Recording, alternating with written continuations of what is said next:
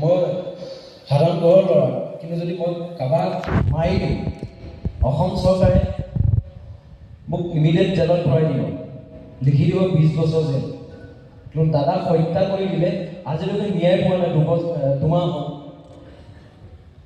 19 ছেপ্টেম্বৰ তাৰিখে কি হৈছিল দাদাৰ লগত চিন্তা কৰক। সেইখিনি আমাক লাগিব আৰু আমাৰ দাদাক আমি জীয়াই ৰাখিবলৈ আমি গছপুলিৰে নাহৰ পুলি, দাদাই নাহৰ পুলি ভাল পাইছিলে, আমি নাহৰ পুলি আমি ৰুব লাগিব। দাদাক তেনেকৈ আমি জীয়াই ৰাখিব লাগিব।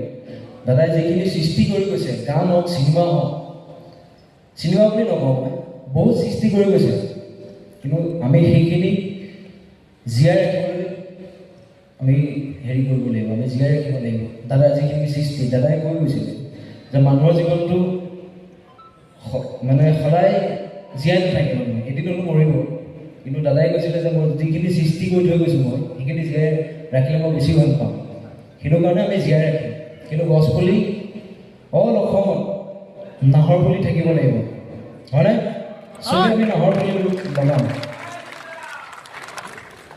আমি সকলোৱে কম এতিয়া জয় জুবিন দা, জয় জুবিন দা, জয় জুবিন দা, জয় জুবিন দা, জয় জুবিন দা, জয় জুবিন দা। জুবিন দা অমৰ হওক, জুবিন দা অমৰ হওক।